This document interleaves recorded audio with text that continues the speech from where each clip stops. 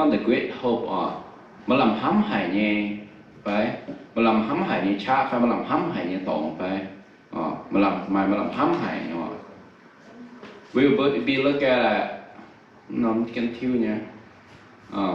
First Peter chapter 5 verse 10. It's not a book of Matthew. I think my second slide I changed it, but this slide didn't change. We call it the great hope. Because do you ever feel like this? Through your life, through the last decade of your life,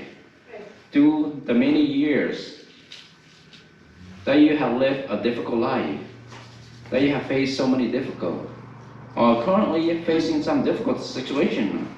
or difficult time. Bố tôi ham thầy phải mà sang hồ, nhưng bây giờ mẹ bố kia ta có chỉ diệm hàng ăn bốอยู่sang bây giờ mẹ sẽ giảm sự nhớ sự mai, xây đàn để nó xăm, bố sự quăng khấu rồi nó xăm mà bèn phải mà xì phải mà cháu phải sáng lại nhỏ trong bố rồi nhú bố tôi ham thằng này phải mà để phải chẳng sang hồ bố tôi quăng sự quăng chén phải bố sẽ có quăng sự là nhau cháu phải quăng sự bố cho hai bố hai màu phải mới làm khảo phải mới làm hãm như cháu bố tôi quăng kia nó sang hồ như bây mẹ hắn nói họ với họ ta có bùa mà làm hãm hại nhé chả phải mà làm hãm hại nhé số tình huống ở đây những cái sâu mà yếm tiếp bị tê sâu tầm hùng giangจะเสียเบียร์at the core of difficulty we may not be able to see and answer with a way out sometimes we face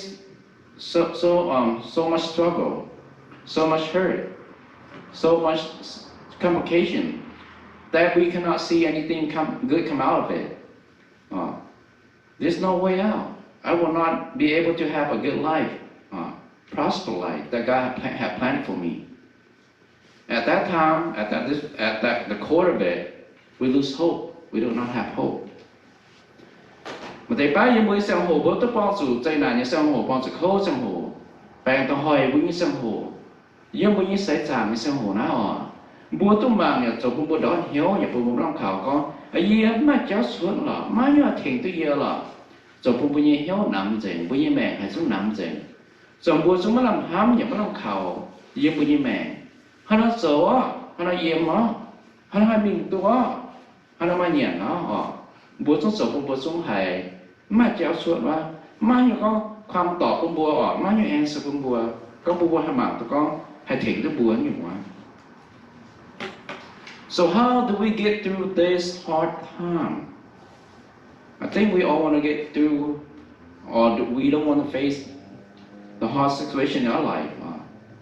the hard diagnosis in our life. Nhưng bùa hắn nó hay tức chia mình tùng bùa quang sủ nòng quần hiếu như sang hồ này. Bùa nó tức chia tức mình bùa như nằm như nó sang hồ này như bùi mèn này. Một thầy phá bố quang sự điều sai phái bèn bố phái một thầy phá bố đó cô mình phái một thầy phá chẳng chúng có tát bố nhàn phái chúng sầu bố rào cho chúng bố làm khảo bố đồ bố nằm như bố mẹ bố xin dục quang này bố cố mà sầu phái đó nhận như hốt cái nan phái khâu chọc bố quần tại bố nhị hiếu nhưng bố nó hay chia tới năm sông hồ mình bố sầu hắn nói sầu tôi nghĩ chia tôi làm bố chia năm sông hồ mình Hope is the key to the answer to many things. If we have hope, we have dreams. If we have hope, we have futures. We have hope. We can take another step because we have hope. Hope is the answer to many things. It's the key to many things. Mà làm hám mà làm hám là cái chơi nhủ sấy chơi nó phải xây phải chơi nhủ lộn hay em bố như mẹ bố thà bùa sẽ có bố mà làm hám như bố như mẹ bố sự mà làm khảo bố mà làm khảo như bố mẹ bố như hiếu sự hay có bùa hai mai lộn nghe xuống chân bùa hai mai chát như xem bố như mẹอย่างbố hai mai chát nghe hạt sao tới bố sẽ điểm như thế nào sẽ có bố mà làm hám bố mà làm khảo như bố mẹ mà làm hám mà làm khảo nó cảnh chiến hại bùn bùa ta tao bùa bao miền so what is hope nhưng mà làm hám nè mà làm khảo nè what is hope? Hope is expecting something good is going to happen when things are difficult in our life. There's hope. Mà làm hâm nè, mà làm hâm nè, bún bùa tôi hiếu con, bùa sẽ hiếu tôi con, bùa mai lộn nghe, dùng chiếc bùa nghe,จะเพียงnghe. Mình cũng bố quang sủa như gì, phải như cháu thì cái bỏ bùi như mẹ, phải bố quang sủa là 2 năm như bùi như mẹ như cái nhỏ, phải bùi như xem phim, phải bùi hiếu, phải bùi như hoàng tỏi, phải bùi lo nhận là cháu phải họ, bùi xin mà bẻ cháu, phải bùi nằm bùi mà trả cho ngủ này. Sẽ con bùi mà làm hâm, bùi hiếu cho con, bùa mai lộn nghe, sủa trong bùa. So when we go through the most difficult time in our life, the one thing the devil wants to whisper in our ear is that things will never going to change and there's no hope. But do you feel that? I do sometimes when I face difficulty in the core of it. I feel that there's no hope. Nothing will get better. No one can help me. We're in the core of depression. Bùa tu hám thải và chắc chắn là phải tu bùa tu quang dù xây hiếu hay như gì phải kênh khấu hay như sang hồ như bùi mẹ phải bùa tu hám thảo phải nông sang hồ bùa tu hại phải sa tàn niềm tiếng bùa như nào con bùa có bùa tắm hai lộn là bùi bẹn hai lộn là bùa như gì là tắm hai là hai tu hai lộn là má ta thiện tu bùa bùa như cháu là má ta thiện tu bùa nhà bùi mẹ tắm hai tu lộn à tại vì liều khấu, liều má làm khẩu, liều má làm hắm, liều ngò, liều canh nan, liều má xây nạn hăng họ, bố tu hải tệ, cháu hải tệ quả, vui thảo vui nhân non, vui thảo vui nhân hiếu, vui thảo vui sự phim như phái họ. So how do we have hope or receive hope in our life? How do we have hope in our life? We all want hope. Nó bùa nó hay tu xíp, giờ nó hay tu lọ tu bọt pha bùa nó hay tu mà làm hám như vậy bùi như mẹ, bùi hám ta bùa tao giờ oi mai, giờ tu xíp, giờ ở lộn mà làm hám như bùi mẹ, bùi sự bùi tu này bùi mà làm khảo như bùi mẹ. So in Christ there is always hope. Dùng bùi xíu Giêsu dùng bùi xíu thịt hung như là ton bùi sẵn thì xíu Giêsu. Yếm nín được tao hắn, bún bùa hay mà làm hám tay yếm bùi mẹ, bún bùa hay mà làm khảo yếm bùi mẹ, cùng yếm xéo Giêsu hắn, yếm nín này. So if Jesus is your Lord and Savior, then you will always have hope with you. No matter what you face, no matter how dark it is, no matter how difficult it seems. If you have Jesus as your Lord and Savior, you have hope, and hope is in you. Sẽ có một tu mai bùi như xíu Giêsu, rồi bùi chiều xíu, rồi bùi tin hung, cũng như bùi như mẹ. Bùa mai nó làm hám, yếm chân bùa, sao bùi yếm, chẳng chân bùa, yếm bùi hiếu, yếm bùi mẹ bên ngoài. Sẽ có bùa mà xíu Giêsu, rồi bùi chiều xíu. So when you receive Jesus in your life, you are born into an everlasting hope or living hope. And you can draw on that living hope anytime you want. When you get on your knee in prayer, when you lift your head up and ask, Lord, you may call him Lord. You may call him Father. You can call on him. He is there. You can draw on his hope. Sẽ có bùa tu xíp tiêu Giêsu mẹ, giống như mẹ mẹ. Bùa tu bề ní miên mẹ. Bùa sẽ tu sang xuất xế và sang tu dùng chia mẹ. Bùa sẽ tu sang cái nhẹ điều nhẹ. Sang cái nhẹ mà làm hầm, yếm bùa. Bùa hát sang bùa chiếm dù bùaอย่าให้โทอย่าให้รออย่าให้หิวแต่ฝันhát sang bùa chẳng chủ nín. Bùa hiểu ní sống bùa chân tòng tía. Hiểu ní sống bùa như xíu. Hiểu ní sống bùa thiên thú. Con bố nó hiểu như vậy, sẽ có bố mai để bố giúp như những bố mẹ, bố sang chiếm chủ, mà làm hám, mà làm khảo, bố hay thố, như hay hiểu, bố sự như xảo bùa,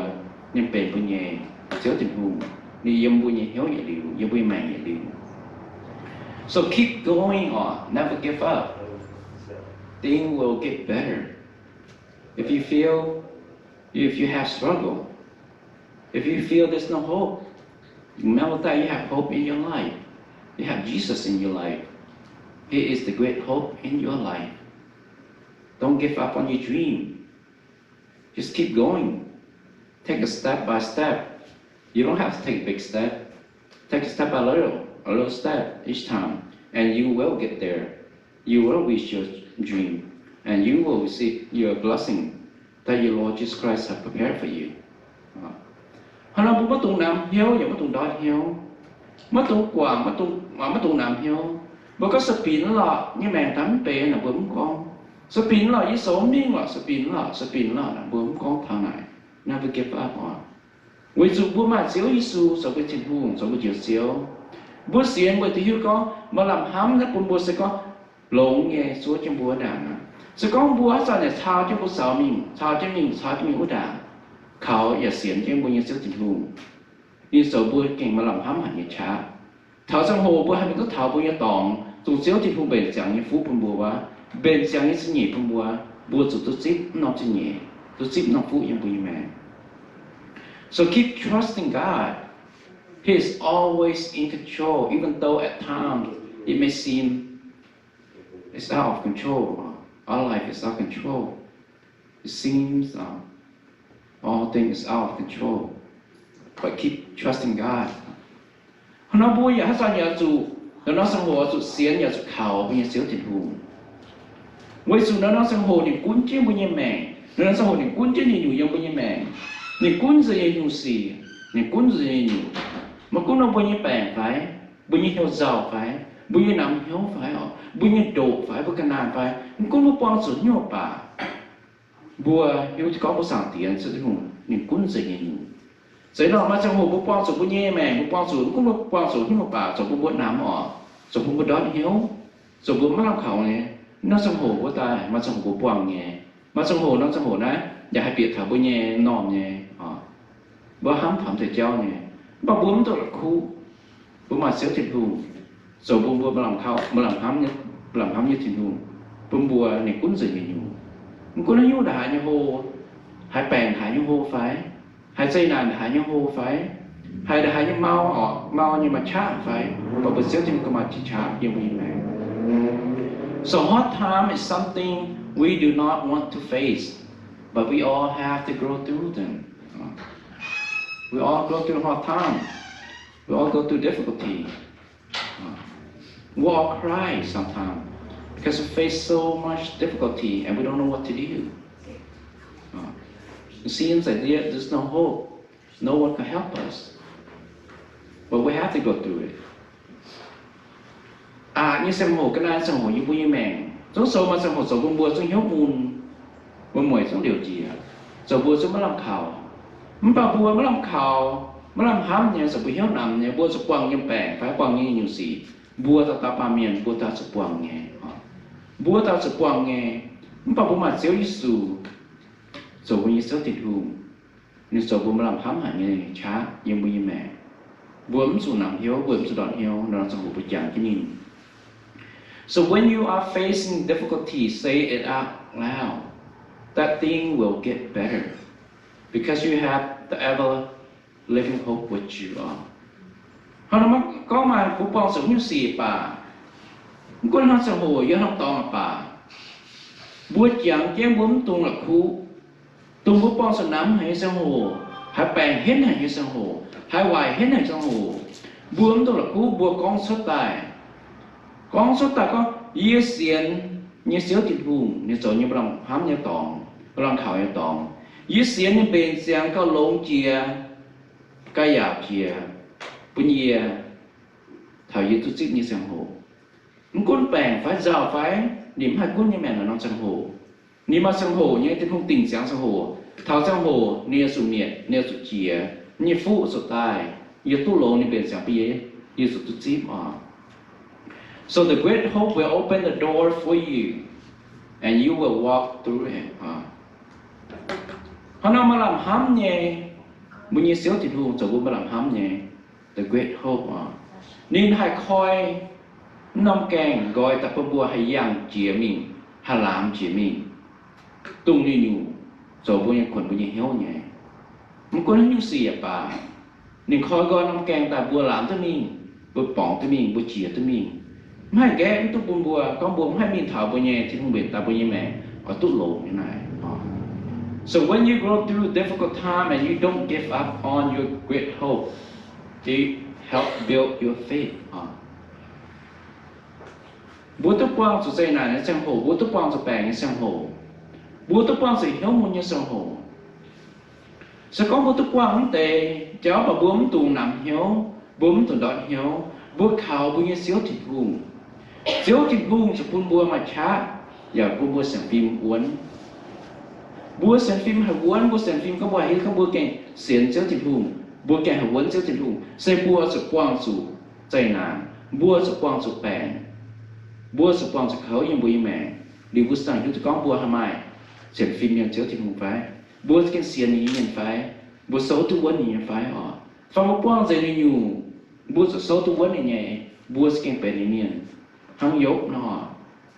niệm quang xiên như nhiều cho tán xây niệm cho niệm áo cho niệm chuế gì cho niệm sinh nhàn gì cho niệm nhân phán gì cho niệm giả tòi gì bao niệm khảo và niệm xiên vấn này thì hung chủ giải phúc của niệm với sự này hiếu tu niệm mà làm hám nhân xéo thịt hùng ni hiếu tu ni cháu thịt hùng xây bún in ở bún in xây cao lồng chìa mà nhiều con thịt hùng ở bún in không tu lồng này so don't try to figure it out or try to understand during difficult time just trust God họ nói mất tụng tô phải bữa nghe sau mình phải mất tụng con bữa số lò cả số nó thiện tu phải bữa cả là ham thằng mình phải sự hiếu dơ sự quảng tệ phải quảng hùng cháu phải bua sờ lò sờ cháu suốt phải buông tung quần hiếu tệ cháu buông bên to quần hiếu để cháu ta thiện tu bùa không phải bùng hiếu bùa xíu thịt hùng khẩu bùa xíu thịt hùng nên thiện bùa nên chiều bùa so hold on to the great hope keep on believing things will get better for your good nó sẽ hồ bùa giờ cho xiên bùa như xíu thịt hùng sẽ khẩu bùa xíu thịt hùng có như nhiều cũng một bao giờ như một bà rồi xuất tài bún bua anh hay tú cao lồng chìa bua mà nhẹ bua tú tài nhẹ nó sẽ hồ bua tú quật nhẹ họ so hope is believing something better and good is going to come and faith is keep holding on hope on that hope nó mà làm hám là bua xiên ở bua tí hiếu con bua hiếu cho con bua hai tú phải và hai ma lộn nghe hay suốt nhiều bua cũng có bao nhiêu như xem phim là những xem phim là bua có xiên và khẩu tụi bua mà làm hám nhẹ bua mà làm hám là sẽ bua xíu thịt hùng bua xíu thịt hùng là sẽ bua mà làm hám bua mà làm hám họ nói họ bua kinh sô bua nghe tiếp Peter sô nên bua sẽ khẩu xíu thịt hùng bua sẽ xíu thịt hùng nó sang hồ cũng một bao giờ như gì mà sang hồ rồi bui hiếu nằm bui hiếu mau như là rồi bua cũng làm khảo là bè hải hồ như là không bảo bua mà xíu thịt hùng rồi bua mà làm hám hải nhảy cha mà làm hám như bui mẹ our Lord Jesus Christ is our great hope the great hope in our life if we have hope if we have Jesus in our life no matter what situation it is no matter what circumstance no matter how hurt you feel how lost you feel if you have hope you have God if you have God all things will come and come for your good nó bố mà làm ham sẽ chiếu thịt hùng rồi bố mà làm ham cũng một bao giờ như gì hay như cháu là bà và mà chiếu thịt hùng như bố mẹ bố mà làm ham mà bố xiên bố ý con bố mà chiếu thịt hùng như nhủ chót tài bên tai nhẹ bố mình bè bố yểm hiếu là bố sẽ quăng để cho bà bố xiên bố ý con chiếu thịt hùng bên tại bố nè cho bố như cầu lồng chìa bố sẽ xuẩn hiếu nhẹ bố sẽ my patience nhẹ bố sẽ my endurance Chúa trên bố chiếu thịt hùng Chúa trên nhiều phút bùa thảo trong hồ bố nhiên làm cho khỏi Bây giờ phút khỏi tôi về chẳng một bút tôi tích bây giờ phútยังbây mẹ nó về xuống tất cả